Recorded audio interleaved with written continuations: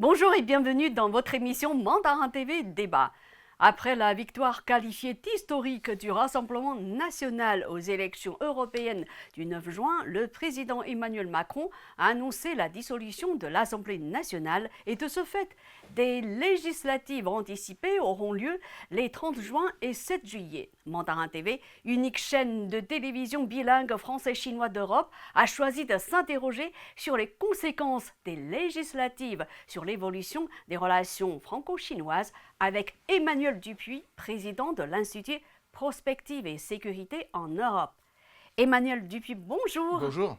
Merci d'être venu jusqu'à nous. Plaisir. Selon le journal Le Monde, les élections législatives qui vont avoir lieu est un pari à haut risque. Premier scénario, le Rassemblement national a remporté une victoire écrasante avec 289 sièges à l'Assemblée nationale. Quelle pourrait être alors la politique chinoise du Rassemblement national, selon vous? Alors, c'est un scénario, mais il y en a plusieurs. Ce scénario que vous évoquez, c'est un scénario assez simple à comprendre.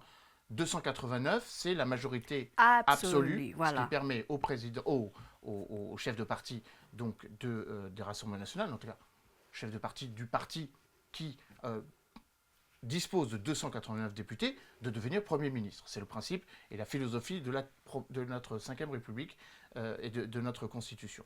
Néanmoins, il n'est pas tout à fait sûr, premièrement, que le Rassemblement national obtienne 289 députés. Seul. Ça, c'est oui. Premier scénario. Pas seul, voilà. Par contre, il peut obtenir 289 députés s'il fait une coalition avec d'autres partis. Par exemple. Les Républicains. Ouais. Certains Républicains, on va en parler, notamment Éric Ciotti, qui a décidé de lui attend- franchir le Rubicon Exactement. pour éventuellement avoir 75 députés, 75 circonscriptions gagnables sur une filiation républicaine, mais soutenue par le Rassemblement national. Maintenant, il y a aussi une autre réflexion à avoir. Le Rassemblement national a pour l'instant 88 députés. Avec certitude, à l'heure où nous parlons, on peut peut-être s'avancer, il aura beaucoup plus que 88 députés. Avec certitude, je pèse mes mots. Avec certitude. Il y aura un minimum de 100 députés de plus. Ça veut dire qu'il aura minimum 200. Voilà. Donc il y a une option qui n'est pas la majorité absolue. Il y a une autre option. Donc pour vous, la majorité absolue, c'est exclu d'office. C'est possible. C'est possible, mais dans ce cas-là, Mais c'est pas. c'est pas le scénario le plus probable. Non. Voilà. Mais dans le cas de figure où il aurait la majorité absolue, et ce qui nous intéresse, c'est de savoir, dans ce cas de figure, quelle pourrait être la politique chinoise du Rassemblement national. Qu'est-ce qui pourrait se passer? Voilà. Jusqu'à présent, on connaît très très peu sa politique chinoise. Pour répondre directement, ouais. Si le Rassemblement national a la majorité absolue, voilà, le Premier ministre sera Rassemblement national. Le ministre des Affaires étrangères sera un ministre Rassemblement national. Maintenant, il est tout à fait possible que, même si Jordan Bardella ou quiconque du Rassemblement national soit Premier ministre, il est possible que le Premier ministre ne soit pas Rassemblement national, mais républicain, s'il y a une alliance. Et là, ça change tout. Et je réponds à votre question. Allez-y, alors ça change tout. Parce que ce ne sera pas la politique du Rassemblement national. Ce sera la politique menée par la personne qui incarnera le poste de ministre des Affaires étrangères. Premier élément. Deuxième élément, dans notre Constitution ou dans notre filiation républicaine, la politique étrangère, c'est l'apanage du président. Donc la politique étrangère ne changera pas beaucoup. C'est régalien, c'est régalien. Parce que le président gardera la politique étrangère. Donc, pour aller directement au fond de votre question, le président Emmanuel Macron se rendra une fois par an en Chine. Le président chinois viendra une fois par an en France. Les relations entre la France et la Chine seront mues par la même stratégie, la même logique, de trouver des convergences dans la lutte contre les dérèglements climatiques pour essayer d'apaiser les tensions en ce qui concerne ce qu'on appelle le de-risking, c'est-à-dire l'idée selon laquelle, comme le marché chinois est fermé, on va trouver des marchés alternatifs. Comme le marché européen est bloqué, les Chinois vont trouver, là aussi, une porte d'entrée qui n'est pas celle de l'Union européenne, en tout cas qui n'est pas celle des institutions de l'Union européenne. Nous avons besoin d'un partenariat gagnant-gagnant, comme on a l'habitude de le dire en Afrique, car nous avons des complémentarités. Nous avons besoin de construire avec la Chine une nouvelle gouvernance internationale, en ce qui concerne la possibilité de trouver une issue pacifiée à des conflits en Ukraine et à Gaza. Ça changera pas grand-chose, en fait. Pas grand-chose. Ce qui pourrait par contre changer, de manière précise.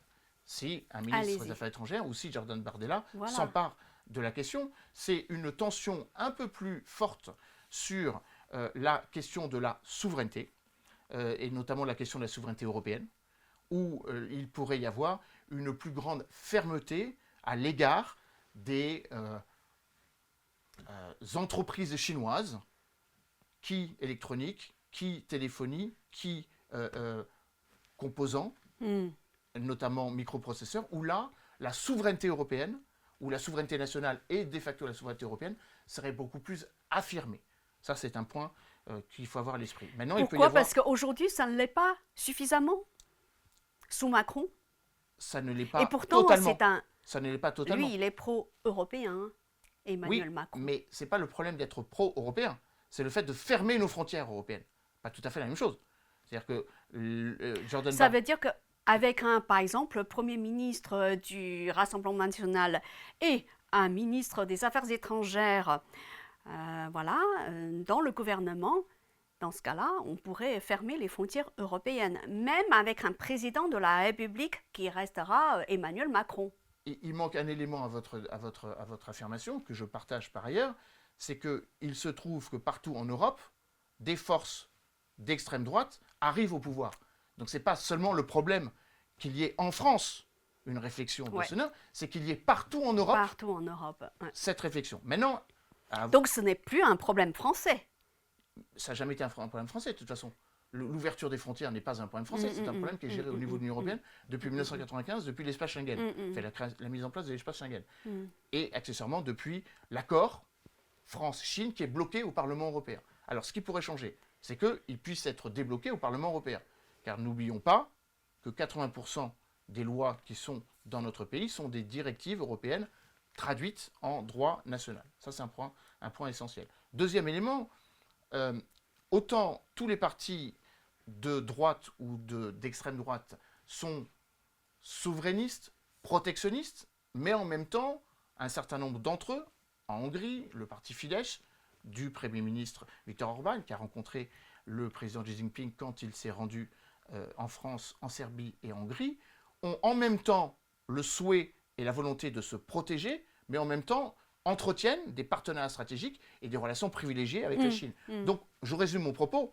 Philosophiquement, on pourrait avoir l'impression qu'il y aura une plus forte demande de souveraineté européenne face à des marchés ou face à des entreprises qui sont agressives au sens littéral du terme pour conquérir des marchés européens. Mais en même temps, il y a de la part d'un certain nombre de partis de droite conservatrices, d'ultra-droite comme l'on dit, ou des partis d'extrême droite, la volonté d'être moins dépendant des États-Unis, d'être plus indépendant, et donc de facto de pratiquer l'équidistance stratégique qui pourrait de facto de nouveau nous rapprocher de la Chine. À votre avis, en tout cas, ne pas nous en éloigner. À votre avis, quel serait le scénario le plus probable à l'issue de ces élections? Moi, j'en vois trois. Je vois une Assemblée nationale ingouvernable, ou en tout cas pas plus gouvernable qu'elle n'est aujourd'hui, dans le sens où il y aura une telle polarisation que personne n'aura la majorité absolue, comme aujourd'hui, personne n'a la majorité absolue. À front renversé. Ce ne sera plus le problème du parti majoritaire Renaissance, mais le problème du Rassemblement national. Il est tout à fait possible. Rassemblement national avec le LR. Il est tout à fait possible que même eux, à eux seuls, n'aient pas suffisamment des 289 députés qu'il faut pour avoir une majorité. C'est ingouvernable, très éclaté. Ça, c'est le premier scénario. Le deuxième scénario, c'est peut-être le scénario le plus probable. Non, c'est un scénario probable. Il y a un autre scénario qui consiste à avoir 3 blocs, enfin, en complément du premier scénario, d'avoir 3 blocs à peu près équivalents, qui pèsent entre 20 et 25%, l'extrême droite, la gauche réunie, et le courant central, ce qui reste de Macron, le MoDem et les centristes, avec une équivalence. Ça veut dire que les centristes pourraient décider de s'associer avec l'un, ou avec l'autre, ou aucun. Donc ça veut dire qu'on ne serait pas à l'abri d'une nouvelle dissolution et d'une nouvelle élection. Scénario 1. Scénario 2, qui est peut-être le plus probable. Le Rassemblement national obtient une majorité relative qui lui permet de gouverner avec d'autres partenaires. Ça ne veut pas forcément dire que à partir du 8 juillet, cela tienne longtemps. Il peut y avoir des désistements, il peut y avoir des déceptions, il peut y avoir de la colère qui obligerait de nouveau à ce que ce Parlement puisse difficilement gouverner. Puis le troisième scénario, qui est finalement le scénario qu'a voulu Emmanuel Macron, de rendre la chose tellement impossible que l'on soit dans une situation où il faille de nouveau revoter pour un président. C'est ça. Alors certains disent on y reviendra. Une démission, ou certains disent tout simplement une motion de censure qui obligerait le président à partir, car il n'aura plus de marge de manœuvre. Mais d'ores et déjà, pour résumer mon propos de manière simple pour vos téléspectateurs, la crise politique était déjà forte depuis mai 2022, la réélection du président, puisqu'il n'avait pas obtenu une majorité. Voilà, pas avec une majorité relative. On a vu ce que ça a donné. Où le Parlement était donc hostile au président. Ça a tenu 2 ans. Et donc, ceux qui pensent que la dissolution est une surprise, non, la dissolution était envisageable. Ce qui est une surprise, c'est le fait de la prononcer le soir d'une élection européenne, alors que l'on vote pour des députés européens et non pas pour des députés tout court.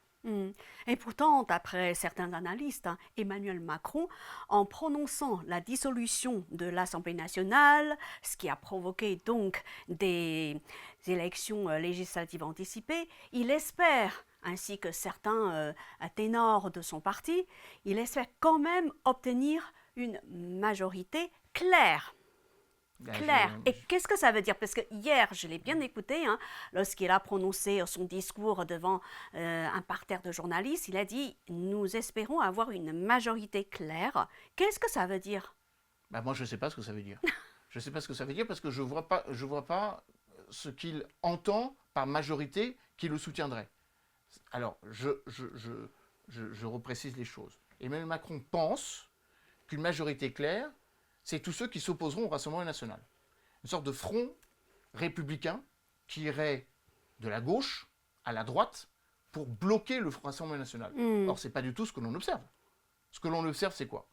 Un bloc de gauche qui se reconstitue à peu près sur la même base que la NUPES, de LFI, les Verts, le PC, le Parti socialiste, qui ne soutient pas Emmanuel Macron. Ce n'est pas une majorité pour Emmanuel Macron, ce sont des opposants qui sont opposés et à Emmanuel Macron et au Rassemblement national.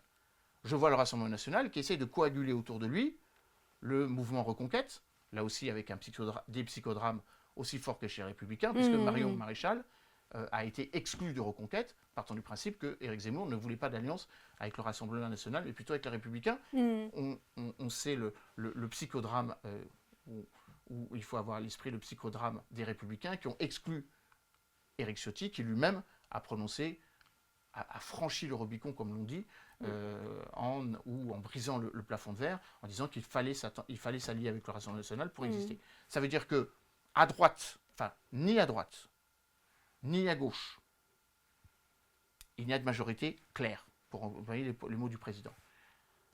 Non, la majorité actuelle est-elle si claire que ça? Et je terminerai par là. Actuellement, il y a le parti du président, le parti Renaissance, qui est exsangue, qui perd des députés et qui va en perdre sans doute, qui a perdu des députés depuis 2022 à peu près. Vous prévoyez des déserteurs? Je prévois des déserteurs d'un côté, je prévois surtout 100 à 120 députés qui ne seront pas réélus. C'est-à-dire qu'il n'y aura pas de majorité claire. Il aura, au lieu d'avoir ces 240 députés qu'il a aujourd'hui, il n'en aura plus que 120. Au mieux, la moitié. Maintenant, les autres forces, le MoDem, 45 députés, Horizon, à peu près une vingtaine de députés, ils ont dit, pas plus tard qu'hier, qu'ils se désolidarisaient d'Emmanuel Macron. Donc il n'y a pas de majorité claire. Il y a une minorité claire ou clairement minoritaire. Finalement, ces élections législatives vont conduire le camp présidentiel à une nouvelle défaite. En fait, la défaite... C'est l'inverse de ce qu'espère... C'est pas une nouvelle défaite. C'est la confirmation qu'en 2022, contrairement à ce qu'on a pu écrire, le président a été défait. Ça fait 2 ans qu'il est en défaite. puisqu'il a perdu sa majorité. Alors tout à l'heure, on évoquait donc la possibilité pour le Rassemblement national d'être à la tête de Matignon et aussi d'avoir quelqu'un au ministère des Affaires étrangères. En fait, dans ce cas de c'est figure, si le Premier ministre est Rassemblement national, il aura un gouvernement à sa main. exactement. Dans ce cas de figure, vous l'avez dit tout à l'heure, Emmanuel Macron restera au pouvoir et il n'y aura pas de changement majeur par rapport à sa politique chinoise menée jusqu'à présent. Il y a un autre cas de figure qui pourrait se profiler, c'est-à-dire que après on va dire après les élections européennes, après les élections législatives, donc le gouvernement actuel se retrouve, Emmanuel Macron se retrouve avec on va dire, une chambre éclatée, encore plus ingouvernable qu'avant. Et dans ce cas de figure, est-ce qu'il pourrait se passer le scénario suivant, c'est-à-dire que les gens le poussent à la démission. Et en cas de démission d'Emmanuel Macron, il pourrait y avoir de nouvelles élections. Et est-ce on pourrait envisager l'arrivée au pouvoir de Marine Le Pen à la tête de l'État? Il y a beaucoup d'interrogations dans votre question. Premièrement, selon la Constitution française, la Constitution d'octobre 1958, oui, le président peut démissionner. Et peut démissionner. S'il démissionne, la question est peut-être juridiquement à discuter. C'est pas ce qu'il a prévu. Il exclut déjà de démissionner. Mais il a le droit de le faire. Il a le droit de le faire. Et il a surtout la possibilité de se représenter. Bien sûr. Voilà, ça c'est un point important. Après, il y a une petite argutie juridique de savoir, étant donné qu'il a fait 2 mandats consécutifs, si on remet les pendules à l'heure et qu'il a le droit de faire un 3e, voire 4e mandat. En cas d'émission, il pourrait se représenter. Juridiquement, alors, pour la 3e fois. C'est discutable. Ah. C'est discutable. Je ne suis pas juriste, mais il y a des points d'interrogation sur le fait qu'il puisse se représenter en cas de démission. En cas de démission, mais de toute façon, s'il démissionne, c'est seulement dans cette configuration. S'il peut se représenter dans une logique de clarification, de nouveau, il emploie beaucoup ce terme. Alors, je ne suis pas certain qu'il démissionnerait de son propre fait, mais vous l'avez dit, il peut être censuré. C'est ça. Si le gouvernement... Alors, habituellement, on censure le gouvernement, mais dans une logique où on n'est pas en cohabitation. Si on est en cohabitation, ça veut dire que si le gouvernement estime que les positions et les prises de parole du président ne sont pas conformes à ce que les électeurs ont voté, je rappelle qu'en France, on a un système qui est un régime parlementaire. Ça veut dire que le président a un certain nombre de prérogatives, mais que la légitimité politique n'est pas celle du président, mais celle du Parlement. Et donc accessoirement de l'Assemblée nationale. Première chambre. Chambre basse. Donc le scénario peut effectivement être d'un Premier ministre qui, estimant que le président ne suit pas ses positions, provoque une fin de non-recevoir et donc oblige le président à partir. Maintenant, il y a aussi, dans cette dimension que nous analysons, beaucoup une portée psychanalytique ou psychologique. Je pense très sincèrement que le président peut se poser la question, pour essayer d'être conforme à ce qu'il a incarné jusqu'à présent, de se dire, est-ce que je reste président si le Rassemblement national est au pouvoir? Si on écoute ce qu'il a dit lors de la conférence de presse auquel vous faites référence, il a dit « Le mal absolu est incarné par le Rassemblement national. Il faut tout faire pour empêcher cette perspective qui déshonorerait la France. » S'il va jusqu'au bout de la logique, comme l'avait fait le général de Gaulle en 1968, il s'en va, en disant « Je ne veux pas cautionner ça. » Et donc je réponds à la deuxième partie de votre question. Alors là, oui, à partir du moment où il y a une dynamique parlementaire, il n'y a aucune raison, c'est d'une certaine façon mathématique, que dans la foulée d'une élection présidentielle anticipée, Marine Le Pen ne soit pas élue. Bien sûr. Là, oui, logiquement, habituellement, c'est le contraire. L'élection présidentielle amène une dynamique parlementaire. Là, la dynamique parlementaire, dans un cas exceptionnel, pourrait amener Marine Le Pen, enfin, peu importe, pourrait amener un représentant du Rassemblement national à la tête du pays, oui. Justement, maintenant, parlons du scénario le plus extrême. Admettons que Marine Le Pen arrive au pouvoir pour diriger la France en tant que présidente de la République. Dans ce cas de figure, qu'est-ce qui pourrait se passer pour les relations franco-chinoises, à votre avis? déjà, la France serait dans une moindre mesure partenaire ou totalement encline à soutenir les États-Unis dans leur stratégie indo-pacifique. Un petit peu plus d'indépendance, un petit peu plus de positionnement pour, pour la défense de nos territoires en Indo-Pacifique. Ce qui pourrait, là pour le coup, nous mettre en porte-à-faux avec vous, enfin avec la Chine.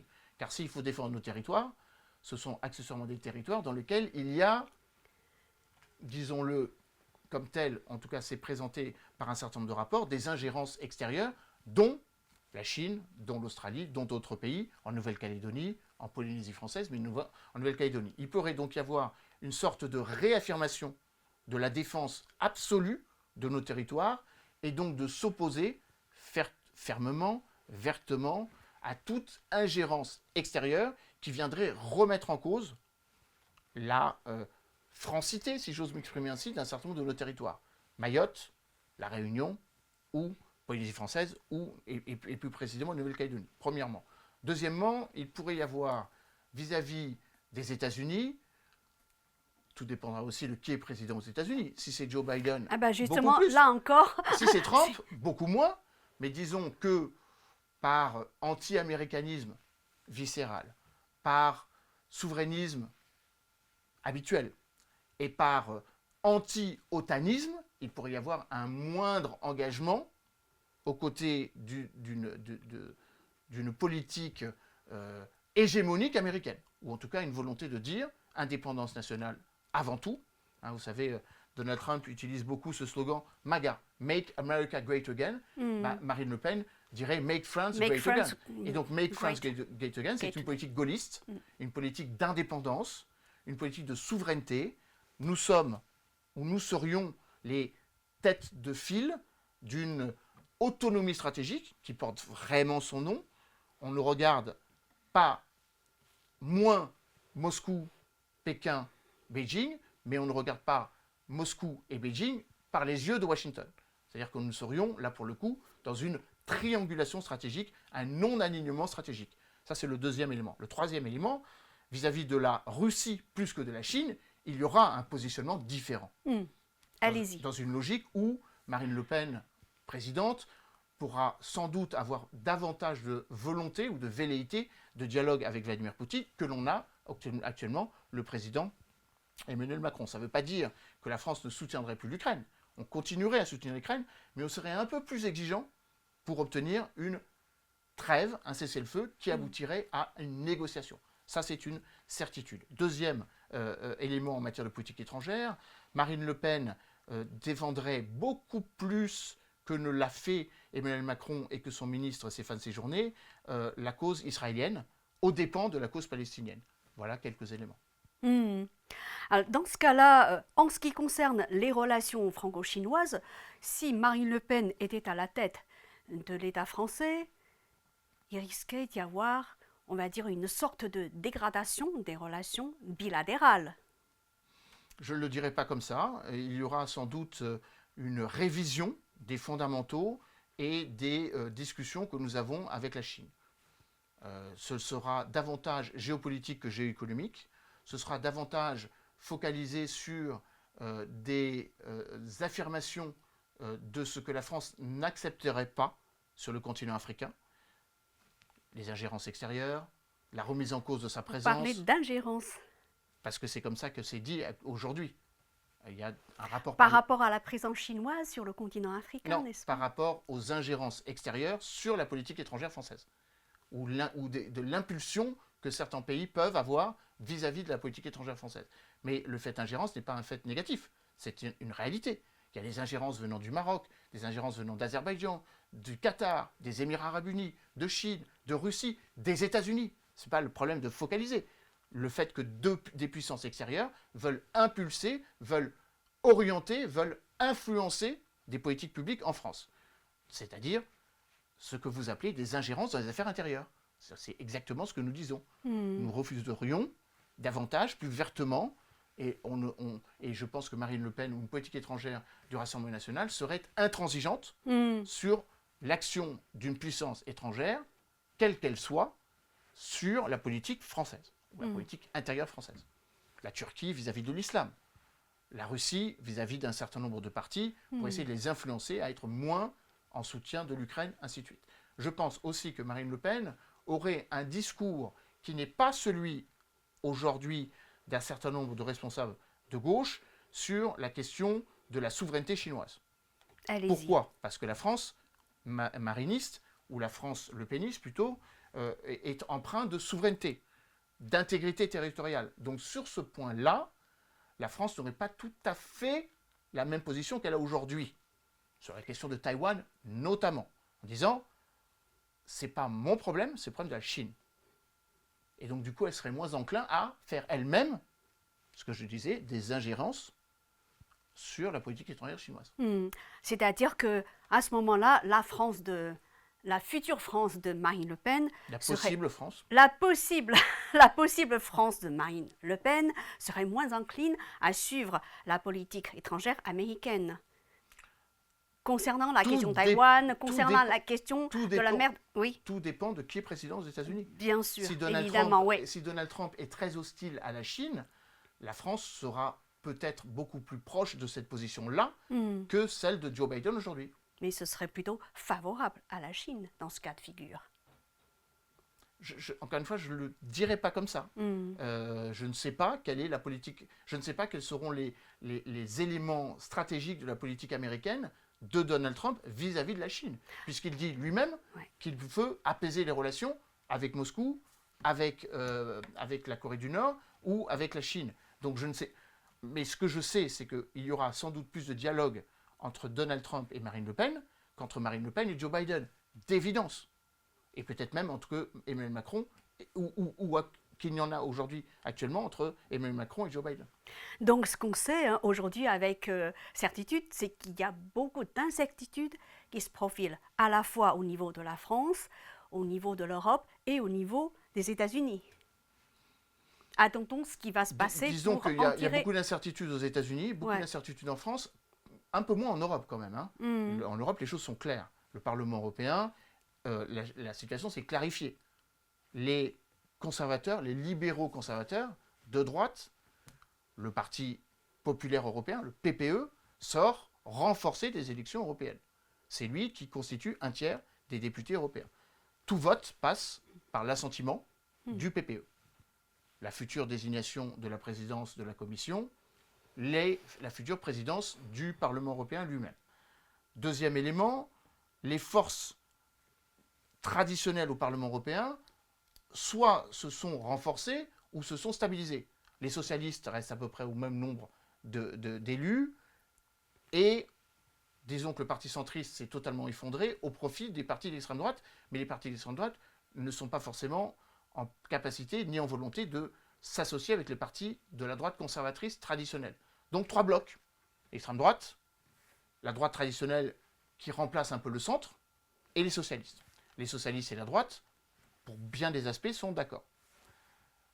Ensuite, la situation en Europe, c'est qu'à peu près partout, sur les 27 pays de l'Union européenne, vous avez maintenant à peu près 12 pays dans lesquels la droite est au pouvoir, mais avec des partis d'extrême droite qui sont soit des alliés, soit son deuxième, voire troisième, et surtout deuxième parti politique du pays. Ça veut dire que le conservatisme, au-delà d'être majoritaire, à défaut d'être majoritaire au niveau du Parlement européen, est à peu près partout en Europe. Ça, c'est clair, ça, c'est sûr.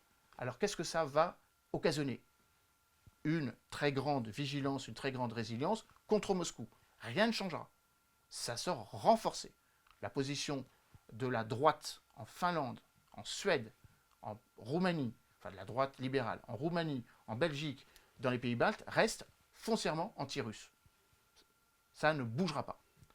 Hormis la Hongrie, la Slovaquie, qui, peut-être demain l'Autriche... Pour l'instant, sont assez proches de la Chine, on le sait.